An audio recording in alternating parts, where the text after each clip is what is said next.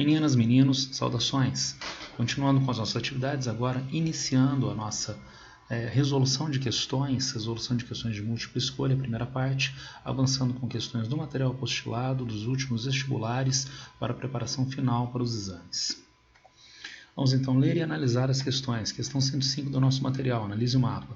Temos um mapa que era originalmente colorido, mas aqui apresenta a área atribuída a Goiânia, a Belo Horizonte e uma área mais restrita em relação a Brasília. Vejamos, considerando a dinâmica urbana brasileira, as áreas vermelha e verde no mapa correspondem à sobreposição entre as áreas de influência de duas cidades. Trata-se da região de influência, da região de polarização da cidade, a área que está relacionada aos bens e serviços oferecidos por uma cidade, e sabemos que na hierarquia urbana, quanto maior a área de polarização, maior a importância da cidade na hierarquia urbana.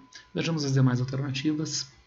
Cinturões entre as áreas industriais de duas cidades. Seria um exagero uma área industrial para cada uma destas cidades, municípios dessa extensão.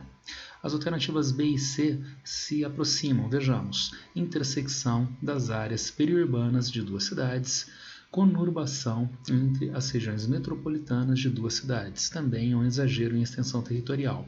Alternativa D, integração entre as áreas de conservação de duas cidades, suscitando então a ideia de que essas áreas são áreas de conservação ambiental das duas cidades, o que também seria um exagero no que diz respeito à extensão dos municípios. Tudo bem?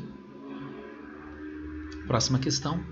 O capitalismo neoliberal, após os anos 1980, caracteriza-se pelo crescimento da concentração da riqueza e das finanças em detrimento dos setores produtivos e pela tendência à diminuição dos direitos sociais. Sim, um entendimento mais simples, o capitalismo neoliberal deslegitima o Estado na sua regulação da relação capital-trabalho, nas instituições sociais e na regulação da atividade econômica. Consequentemente, há uma tendência de diminuição do acesso aos direitos sociais, um aumento do setor financeiro, dos grandes bancos, em detrimento da atividade produtiva. Vejamos as demais alternativas. Prevalência da agricultura e pecuária no PIB dos países desenvolvidos. Claro que antes ainda do capitalismo neoliberal dos anos 1980, uma característica da economia dos países industrializados é o maior desenvolvimento dos setores urbano-industriais, setor secundário e setor terciário, e não do setor primário. Pela adoção de políticas que restringem a fluidez dos capitais e distribuem mais equitativamente a riqueza. Se fosse capitalismo keynesiano de bem-estar social, talvez, mas não no capitalismo neoliberal. Pelo fortalecimento do papel do Estado nos direitos sociais e pela diminuição do papel das finanças em relação ao PIB mundial. Novamente, em keynesianismo de bem-estar social, talvez. Pela formação de blocos econômicos entre países periféricos que impediram a livre circulação de capitais e contiveram o aumento das desigualdades. Os blocos econômicos não restringem a circulação de capitais, e blocos econômicos em países periféricos não dependem do capitalismo neoliberal dos anos 1980 em termos conceituais e em termos cronológicos. Antes dos anos 1980, nós tínhamos a ALAUC, a Associação Latino-Americana de Livre Comércio. O cálculo do Produto Interno Bruto, PIB, busca expressar o dinamismo de uma economia a partir da soma das riquezas produzidas por um país durante determinado período. No entanto, o cálculo do PIB ignora a apropriação da riqueza gerada, o que prejudica análises sociais. Então, ignora a apropriação da riqueza? Sim, é apenas a geração total de riqueza nos setores primário, secundário, terciário, resultado do investimento público e do investimento privado, acrescidos das exportações e com a subtração das importações. E, portanto, a forma através da qual essa riqueza é distribuída não entra no cálculo do PIB. Se nós precisarmos, então, orientar políticas públicas de melhor distribuição de renda, apenas o valor do PIB não basta para a geração dessas políticas públicas. Tem outra coisa entre as alternativas que também não entra no cálculo do PIB. que é a dimensão territorial. Não entra a dimensão territorial no PIB. A dimensão territorial não tem nenhuma relação com a produção em atividade econômica. E ainda mais, condição que interfere na paridade do cálculo. Que paridade seria esta, tá certo? Então, isto não entra, mas não tem qualquer relação com a questão econômica vinculada à formação do PIB. E vamos ver nos demais. Alternativa A. Os valores consumidos pelas importações entram no cálculo do PIB. Os gastos públicos da B entram no cálculo do PIB, assim como os investimentos privados da alternativa D. Tudo bem? A vigilância alienada é praticada pelas companhias de tecnologia dos Estados Unidos, Microsoft, Google, Facebook, Amazon, Apple, entre outros, sem que a maioria de seus usuários saiba ou tenha conhecimento. Para essas companhias, o fato de o usuário ou cliente assinar o termo de aceitação de uso de um software tem sido considerado suficiente como permissão consentida para que essas companhias possam utilizar informações sem autorização explícita ou formal. As informações geradas pelos consumidores, quando espacializadas, quando manifestas no espaço, permitem estabelecer padrões que interessam particularmente as empresas, as grandes empresas. A vigilância alienada abordada pelo excerto, bem como o emprego do geomarketing contribui para alimentar bancos de dados que colaboram com a reprodução do capital, direcionando, por exemplo, propagandas através das mídias digitais. Dá para validar a alternativa A, e ainda mais. Através desse procedimento, pode haver direcionamento dos interesses políticos, como em diferentes campanhas eleitorais já foi realizado, direcionando, portanto, os interesses do cidadão eleitor, tá certo? Vejamos B. Orientar políticas públicas para diminuir a concentração desigual da renda e estabelecer áreas prioritárias para a distribuição de bens de caráter humanitário. Alternativas bem-vindas, mas essa tecnologia de informação não é utilizada nesse sentido. C. Coibir práticas abusivas na veiculação de propagandas enganosas. Se nós tomarmos propaganda enganosa como notícias falsas, usualmente denominadas fake news, sim, isso é possível, sim, isso acontece. Aqui no Brasil tem um inquérito sob guarda do Supremo Tribunal Federal de investigação dessas fake news, mas não é exatamente a prática que está sendo colocada como tema central do nosso texto base. Fiscalizar as formas de uso de produtos que possam invalidar garantias. Não tem qualquer relação. Ficamos com A. Como regime social, o fascismo social pode coexistir com a democracia política liberal. Em vez de sacrificar a democracia às exigências do capitalismo global, trivializa a democracia até o ponto de não ser necessário sacrificá-la para promover o capitalismo. Trata-se, pois, de um fascismo pluralista e, por isso, de uma forma de fascismo que nunca existiu. Podemos estar entrando num período em que as sociedades são politicamente democráticas e socialmente fascistas, no texto do Boaventura de Souza Santos. De acordo com o texto e os seus conhecimentos sobre o assunto, a coexistência entre fascismo e democracia é B. promovida pela aceitação social que banaliza a democracia em favor do capitalismo global. Vejam, aqui ele utilizou a palavra trivializa a democracia, e aqui banaliza a democracia é quase a transcrição de um trecho do texto base. Facilitada por processos eleitorais que dão continuidade a fascismos que sempre existiram. Atenção, se nós pensarmos em textos como funciona o fascismo, de Jason Stanley, se nós pensarmos em Fascismo Eterno, de Humberto Eco, nós poderíamos validar a alternativa A. Entretanto, é uma questão de múltipla escolha. E vejam, de acordo com o texto. Então, nós temos uma base no texto fornecido, no texto base da questão, que inviabiliza a alternativa A. Fascismos que sempre existiram. E aqui, fascismos que nunca existiram, seria, na leitura de Boaventura Santos, um fascismo, uma forma inovadora de fascismo. Dificultada por processos eleitorais que renovam a democracia, inviabilizando os fascismos. Segundo o texto base, o fascismo não seria inviabilizado. D. Possibilitada pela aceitação social de sociedades politicamente fascistas e socialmente democráticas. A parte final diz o oposto. Uma questão de interpretação de texto, portanto. O comércio internacional tem sido marcado por uma proliferação sem precedentes de acordos preferenciais de comércio regionais, subregionais, interregionais e, em especial, bilaterais, denominados Acordos Preferenciais de Comércio, APC. Atualmente, são poucos os países que ainda não fazem parte desses acordos, com o impasse nas negociações da rodada Doha da OMC, Organização Mundial do Comércio. A alternativa das principais economias do mundo, como Estados Unidos, União Europeia e China, foi buscar a celebração de APC como forma de consolidar e ter acesso a novos mercados. O receio de boa parte dos países desenvolvidos, de economias em transição e em desenvolvimento, de perderem espaço em suas exportações, levou-os a aderir maciçamente aos APC. Os APC são bem-vindos no que diz respeito ao incremento do comércio mundial, mas eles estão aquém de outras formas institucionais, como as zonas de livre comércio, as uniões aduaneiras e os mercados comuns, que são formas de padronização, de fluidez mais acentuada para o comércio mundial. Vejamos.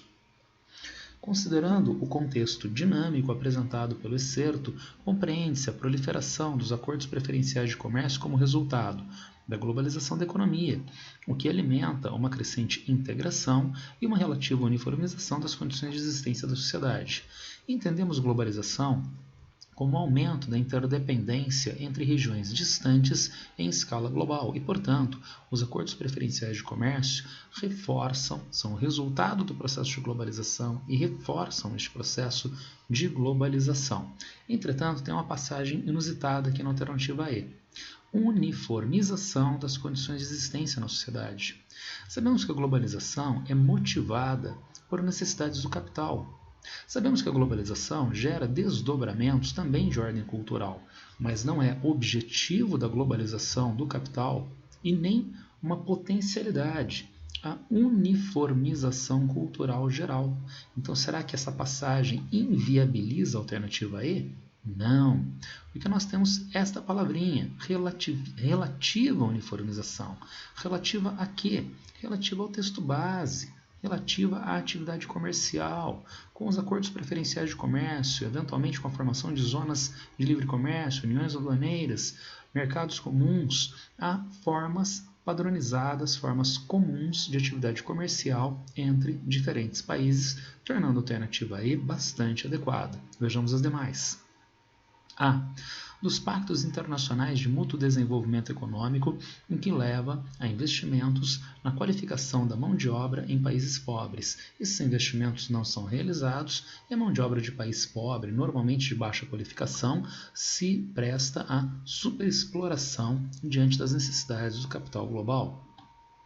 Do endividamento interno dos países subdesenvolvidos, o que provoca forte pressão internacional pela comercialização de seus produtos, e da crise de superprodução dos antigos centros industriais, o que demanda rápidos acordos para evitar o fechamento de empresas e demissões em massa. As duas alternativas sugerem que esses países pobres aproveitam os APCs para exportar e pagar as suas dívidas, o que não corresponde à realidade do século XXI, e que os países desenvolvidos usam os APCs com vistas a aumentar as exportações e não fechar centros industriais decadentes, o que também não ocorre dada a evidente desindustrialização, por exemplo, na região do Cinturão da Ferrugem, não é? Detroit, Chicago, a região dos Grandes Lagos nos Estados Unidos. Do enfraquecimento dos antigos blocos econômicos, o que provoca divergências políticas e econômicas em setores produtivos e estratégicos de cada país. Não há enfraquecimento dos blocos, os blocos são inclusive desejáveis e continuam em criação, como recentemente a parceria abrangente econômica vinculada à China, Coreia do Sul, Japão, entre outros países da Ásia-Pacífico. Temos na questão 112 um gráfico que mostra os produtos básicos, semi-manufaturados e manufaturados nas exportações brasileiras desde 2000 até 2017, com aumento dos básicos e redução dos manufaturados. Com base no gráfico referente à pauta de exportações brasileiras, é correto afirmar que no período analisado houve fortalecimento do setor primário e declínio do setor de maior valor agregado. O setor primário né? O setor básico teve crescimento, os setores de maior valor agregado, produtos industrializados, que vão desde fogão e geladeira, passando por automóvel, aeronave, smartphone, que tem redução da sua participação. Vejamos.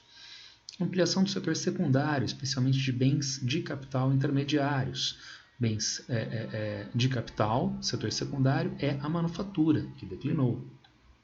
Consolidação do Brasil como exportador de alta tecnologia, cujo percentual vem se ampliando na pauta de exportações. Alta tecnologia seriam manufaturados.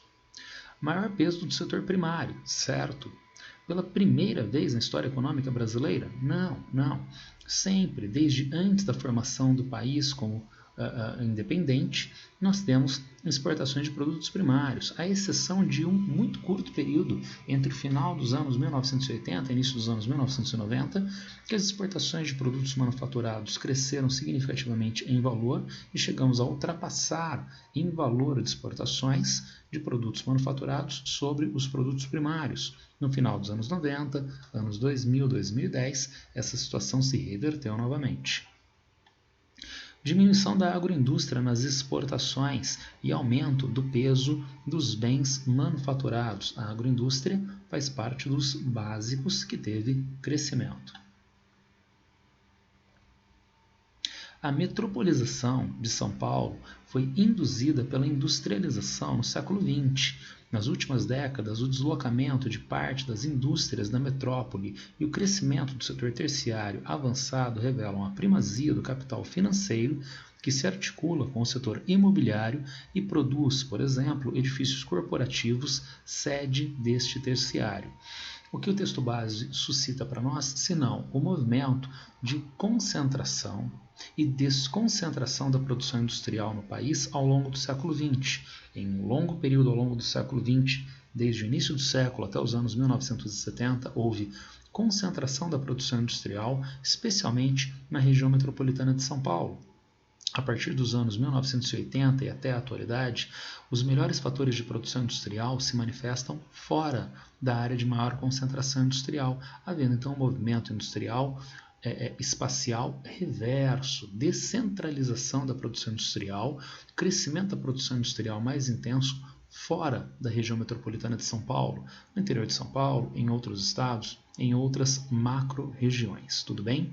Entretanto, as atividades econômicas de maior complexidade, enraizadas no capital, no empresariado brasileiro, no capital nacional ou de capital estrangeiro, se essas atividades têm maior complexidade, provavelmente a sede, a administração, a gestão permaneceu na cidade de São Paulo. Portanto, a linha de montagem migra para outra região. A administração fica em São Paulo e, em especial, nestas áreas mais centrais. Tudo bem? Com base no texto e no mapa, é correto afirmar que o setor terciário avançado ocupa os edifícios corporativos e está concentrado em poucos distritos da metrópole de São Paulo no momento atual. Verdadeiro.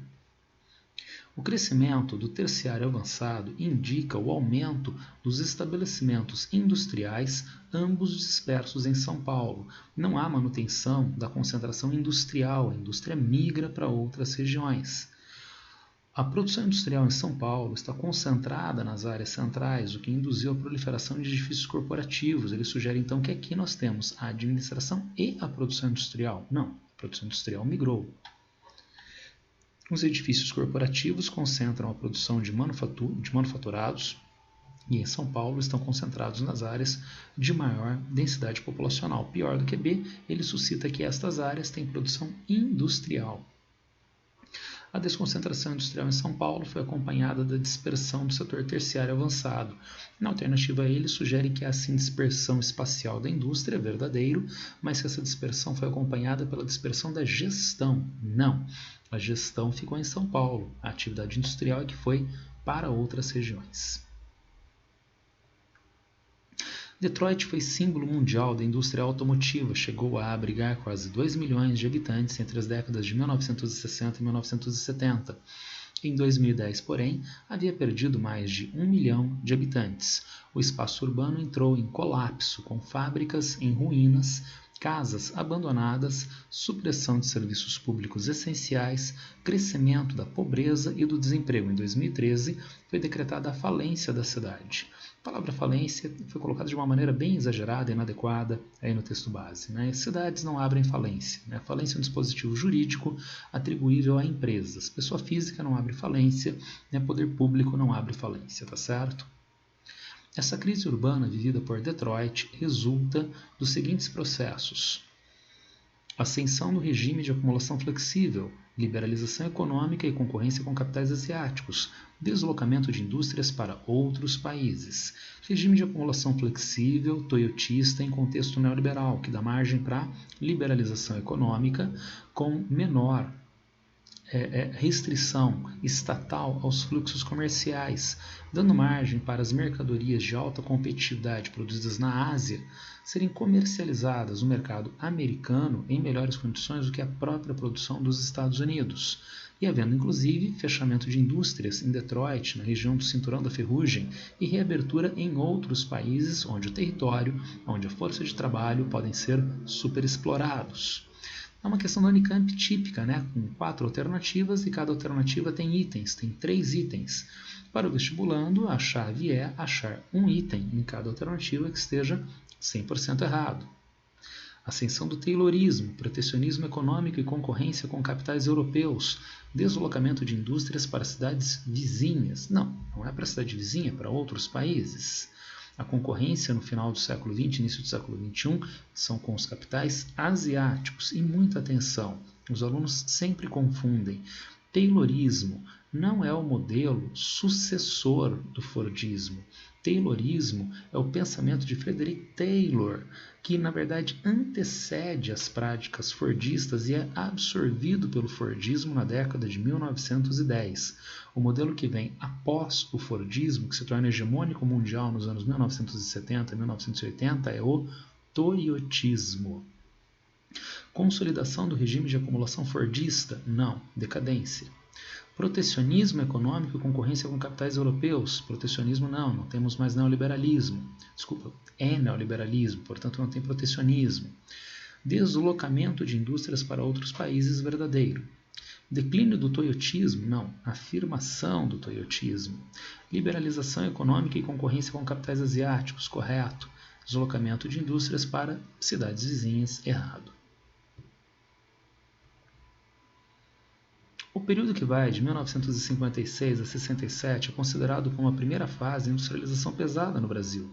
Sobre as características da industrialização brasileira no período de 56 a 67, é correto afirmar que houve uma associação entre investimentos no setor estatal e a entrada de capital estrangeiro, que propiciaram a instalação de plantas produtoras de bens de capital. Trata-se de um primeiro período de muito maior aceleração do processo de industrialização e finalização do chamado tripé de industrialização, envolvendo o empresariado nacional, que já atuava na indústria desde o início do século XX, o Estado, criando as instituições e a infraestrutura de produção desde a era Vargas, a partir dos anos 1930, e agora com o plano de metas de Juscelino Kubitschek, o terceiro agente de industrialização, o capital estrangeiro, as multinacionais. E há também por parte do Estado a captação de recursos estrangeiros para maior investimento na infraestrutura necessária para suportar a absorção dos investidores estrangeiros nas multinacionais do setor automobilístico e do setor de eletrodomésticos, validando, portanto, a alternativa A. Vejamos. A instituição do Plano de Metas, que teve como principal finalidade incrementar a incipiente industrialização do Rio de Janeiro e São Paulo e marcou politicamente esse momento do processo. Plano de metas no governo Kubitschek no final dos anos 50, mas não avançando até 1967. Partiu do Estado brasileiro, de caráter fortemente centralizador e nacionalista, a criação das condições para a nascente indústria têxtil que se instalava no país por meio de diversos incentivos e isenções fiscais. A indústria têxtil é do empresariado brasileiro, forte ou crescente, desde o início do século XX, e até o início dos anos 50, em governo Vargas, poderíamos considerar o caráter centralizador e nacionalista, mas não em governo Kubitschek a partir da segunda metade dos anos 1950. Ocorreu a implantação de multinacionais do setor automobilístico, certo? Que se concentraram em São Paulo, sim, principalmente ao longo da estrada de ferro Santos-Jundiaí, não, em direção a Ribeirão Preto, não. Se trata de uma fase marcada pela política de substituição de importações, uma vez que se deu um incremento da indústria nacional pela abundância de mão de obra. A substituição de importações é muito anterior aos anos 1950, data do início do século XX, e vai se alongar até os anos 1970. Só na crise da dívida externa dos anos 80, dos anos 1980, é que a substituição de importações é colocada em xeque, e ainda mais a partir da segunda metade dos anos 50, o capital que chega e é inovador não é o nacional, são as multinacionais. Temos uma charge que ilustra, que ironiza a produção de uma mercadoria, a mercadoria trabalhador. Na primeira etapa é colocada a ferramenta, depois a luva, depois a proteção, né? E finalmente a chave de roda para dar corda no trabalhador. O processo ironizado na charge, em que cada participante da reunião acrescenta um item à imagem do operário, refere-se ao Fordismo, né? Então as práticas fordistas de produção, a alienação do trabalho que fragmenta as etapas produtivas e controla os movimentos dos trabalhadores. A tomada de decisão no âmbito coletivo que integra os operários no planejamento fabril e valoriza o trabalho. O Fordismo não dá margem para isto e na charge nós temos o operário não participando do processo de produção, ele é objeto do processo de produção. Aumenta as exigências contratuais que elevam o desemprego estrutural e alimentam instituições de qualificação profissional. Sabemos que o desemprego estrutural está ligado ao incremento tecnológico que dispensa a força de trabalho braçal e não aos conhecimentos do trabalhador para o processo de produção. A substituição do trabalhador na linha de montagem, que mecaniza as fábricas e evita a especialização produtiva. No Fordismo, há especialização produtiva, e o processo alternativa D não é mostrado na charge. Ao desenvolvimento de novas técnicas que complexificam a produção e selecionam os profissionais com domínio global sobre o produto, não é mostrado na charge, e domínio global sobre a produção nem no toyotismo, só o trabalhador volvista é que virá a ter esse controle total sobre o processo de produção. A presença de empresas globais que dominam o mercado de tecnologia no mundo costuma gerar atritos com os governos nacionais e impactos de diferentes dimensões em sua indústria cultural e na privacidade dos indivíduos. Diante do poder dessas grandes empresas, os Estados nacionais buscam estabelecer regras antitruste para o setor. Com relação ao poder econômico e político das empresas globais de tecnologia digital, as ações dos governos nacionais, é correto afirmar que as empresas de tecnologia digital formam verdadeiros oligopólios e controlam diversas redes informacionais. Apesar disso, elas ainda dependem das legislações dos Estados nacionais para atuação nos territórios e comercialização de seus produtos. Sabemos que as empresas de tecnologia, Google, Facebook, Microsoft, são grandes oligopólios mundiais, sim, e elas ainda, entretanto, dependem das legislações dos Estados nacionais. Basta nós nos lembrarmos, por exemplo, no Brasil, em diferentes momentos, quando o Poder Judiciário, por diferentes problemas, suspendeu o funcionamento do WhatsApp, derrubou o funcionamento do WhatsApp. Então, sim, os países ainda têm capacidade legislativa sobre essas empresas de tecnologia, tudo bem? A tecnologia digital representou uma expressiva reestruturação da ordem global. Houve maior democratização da circulação de informação pela internet. Não, porque é um setor oligopolizado. Nós temos uma sensação de democratização, porque eu tenho smartphone, você tem smartphone, eu posso subir conteúdo através das redes sociais e você acessar. Mas isso é filtrado, isso é direcionado pelas grandes empresas de tecnologia. Ainda mais, e os estados nacionais perderam totalmente o controle do conteúdo transmitido pelas redes digitais. Não perderam, como nós vimos na alternativa E. O poder das grandes empresas de tecnologia predomina apenas nos países pobres, cujos estados dispõem de limitadas legislações para o controle desses grupos econômicos em seus territórios, sobretudo no que diz respeito às mídias globais. Tanto nos países ricos quanto nos países pobres, há uma força muito grande dessas empresas, mas mais nos países ricos, menos nos países pobres, há capacidade de controle sobre essas empresas. Vide Coreia do Norte, que é um país pobre e tem forte controle sobre o trânsito de informações, inclusive de informações digitais. As leis antitrust surgiram no final do século XX e foram criadas pelos Estados nacionais para o controle do poder econômico das empresas globais do mercado de tecnologia digital, setor que costuma desenvolver práticas de mercado anticompetitivas. As leis antitrust não são do final do século XX para as empresas de tecnologia, são do início do século XX para os grandes conglomerados industriais dentro da maturação do capitalismo monopolista, basta nós lembrarmos do governo Theodore Roosevelt nos Estados Unidos. Base da formação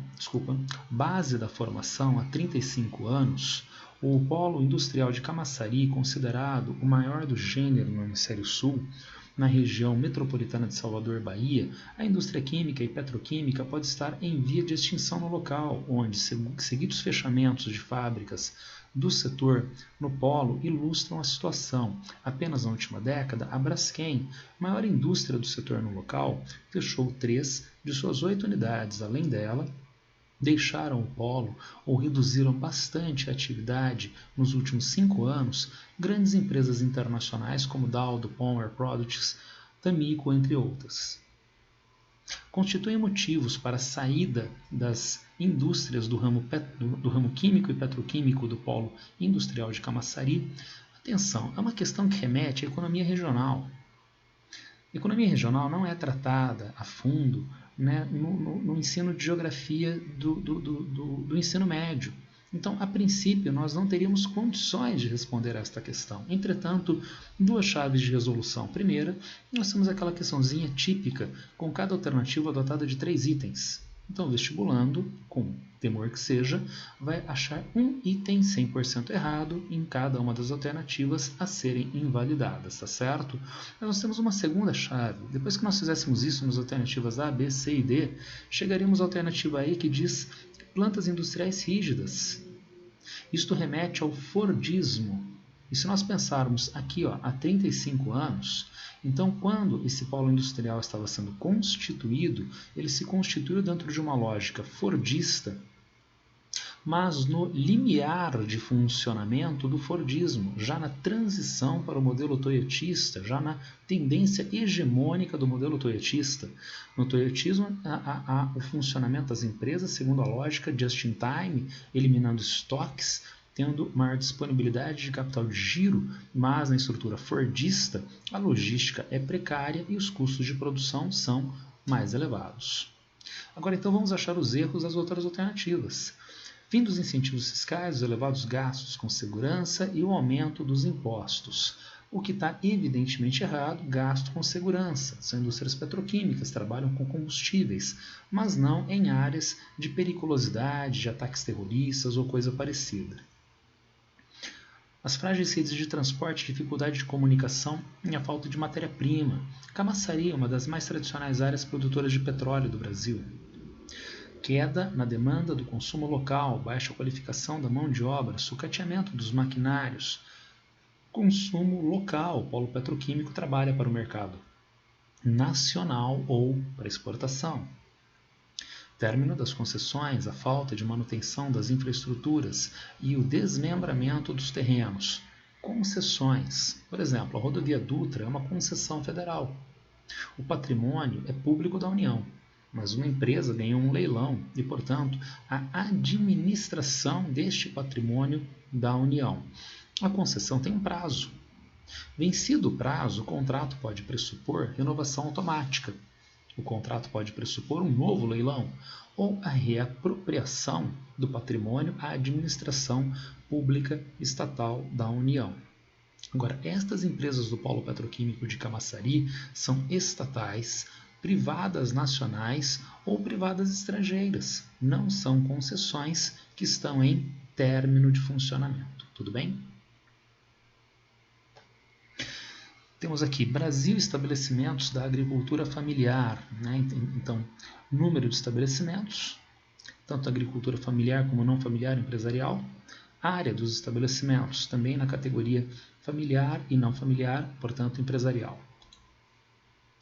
Sobre a produção agrícola brasileira e os dados apresentados nos cartogramas, é correto afirmar a agricultura familiar, que utiliza uma extensão de terras menor que a agricultura não familiar, tem destaque na produção de alimentos para o mercado interno. Sim, como sempre digo, café da manhã, almoço e janta vem da agricultura familiar e não do agronegócio em grandes propriedades exportadoras.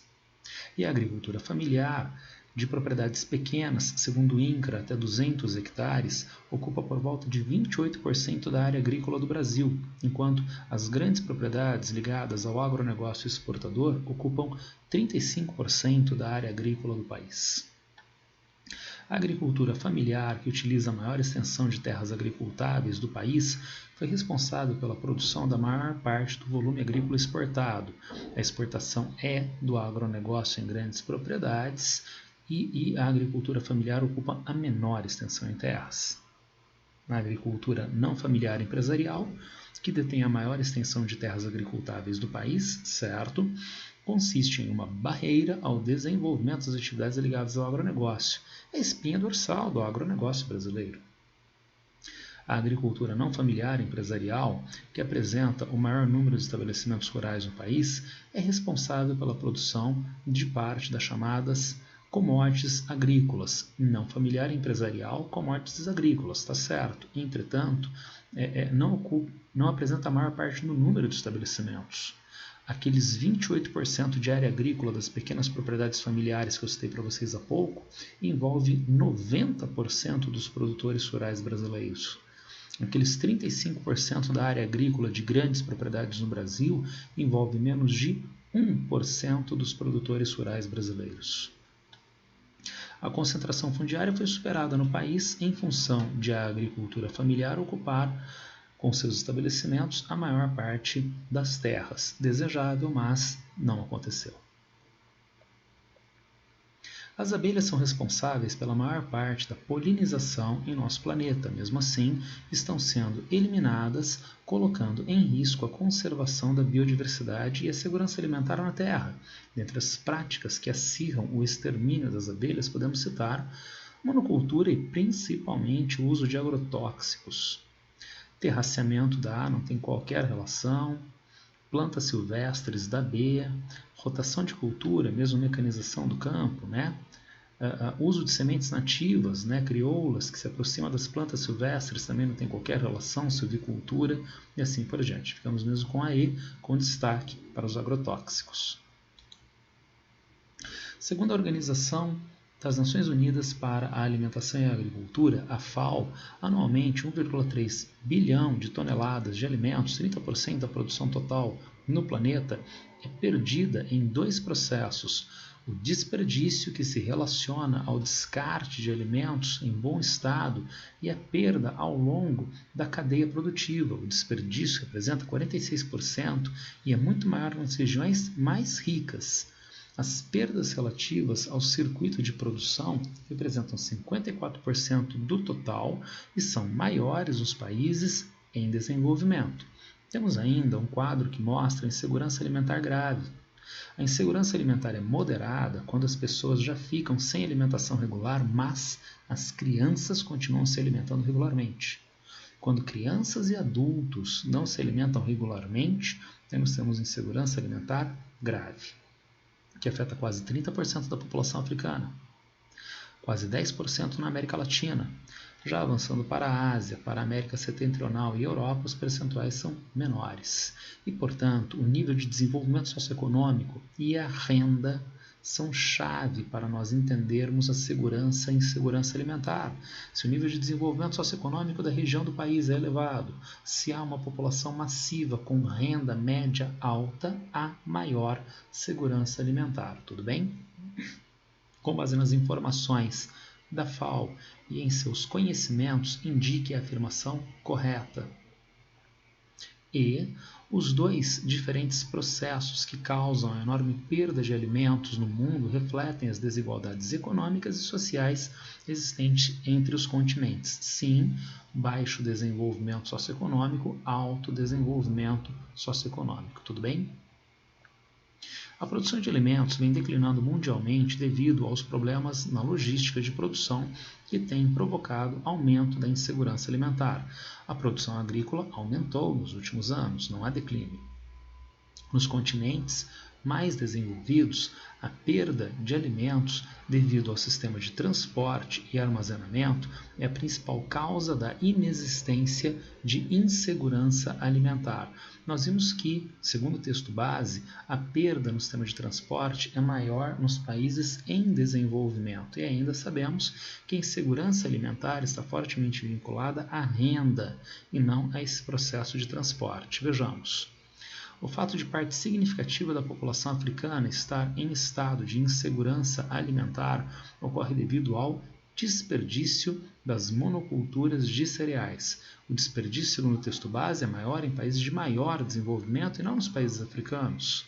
Mas acabamos de comentar que a renda é que é fundamental. A baixa renda média das populações do continente africano faz com que o mercado consumidor seja reduzido e, portanto, a sua produção agropecuária é voltada à exportação e não ao atendimento às necessidades alimentares da própria população. D.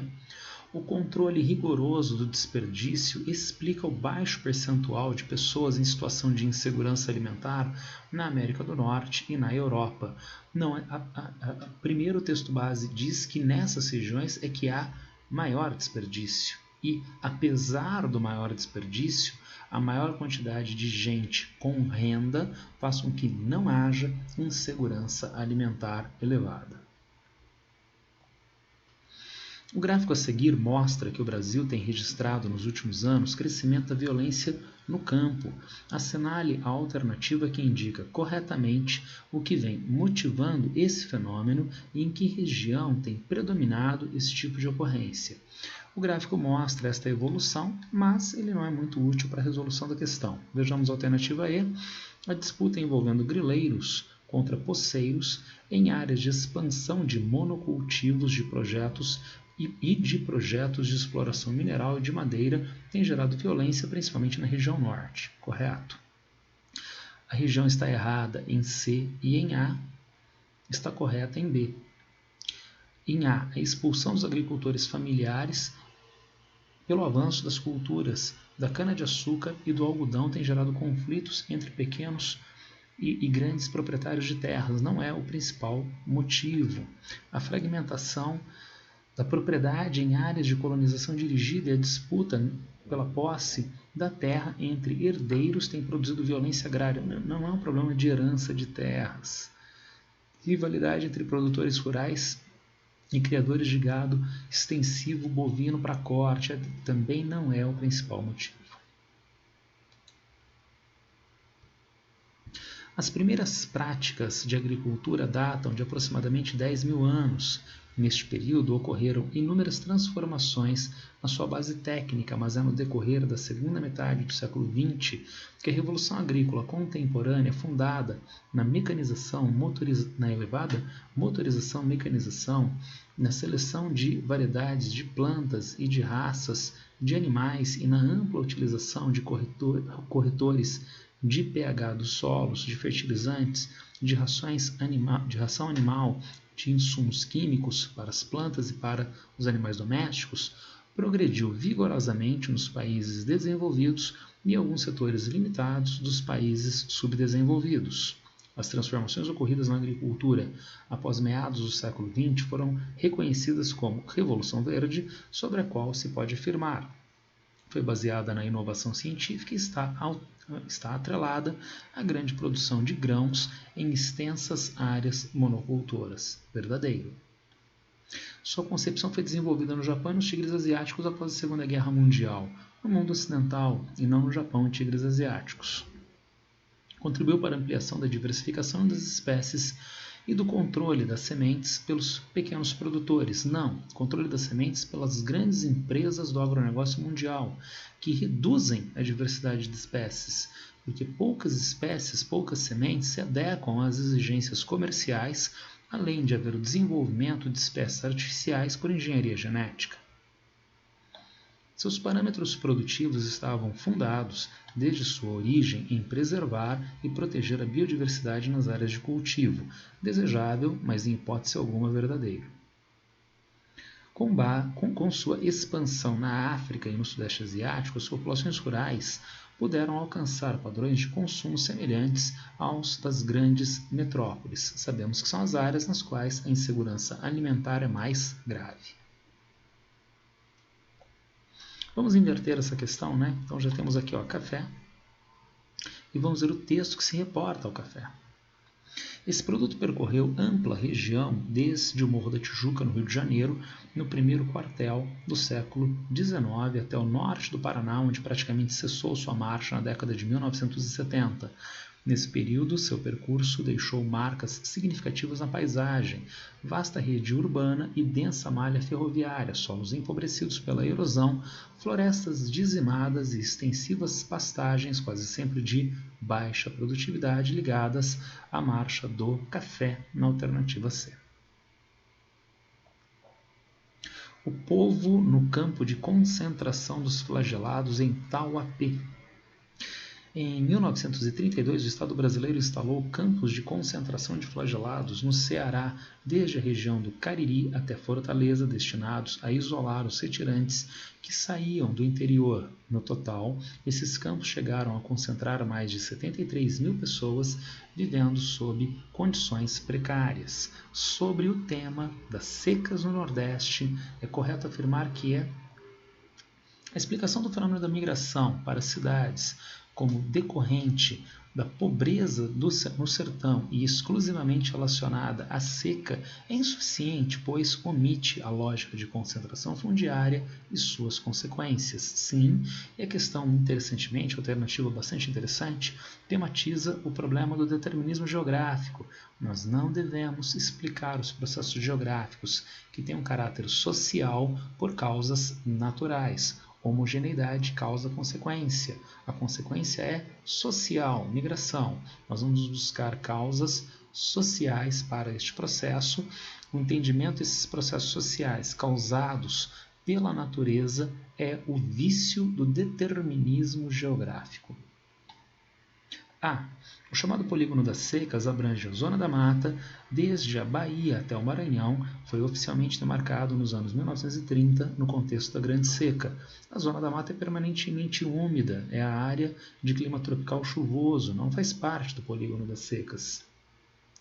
Grandes levas de retirantes flagelados do Ceará saíam do sertão e se direcionavam ao agreste nordestino em busca de trabalho nos canaviais ou às capitais do Sudeste à procura de emprego no comércio. Vejam, na década de 30 ainda não havia um forte fluxo migratório Nordeste-Sudeste e, para dizer a verdade, nem essas regiões existiam, porque as macro-regiões só foram desenvolvidas pelo IBGE na década de 1960. E ainda mais, o Agreste não é a área produtora de cana-de-açúcar. O projeto de transposição de águas do Rio São Francisco, implantado na atualidade como medida de combate à seca, resultará em desassoreamento desse canal fluvial. O deslocamento de água do Rio São Francisco para as bacias temporárias do Nordeste Setentrional é um processo que não tem capacidade de retirar sedimentos do leito do São Francisco, de desassorear o leito do São Francisco. E ainda mais, sabemos que esse processo de assoreamento continua e por causa, principalmente, da utilização irregular das margens dos rios nas áreas de alto e médio curso em Minas Gerais e no sul da Bahia.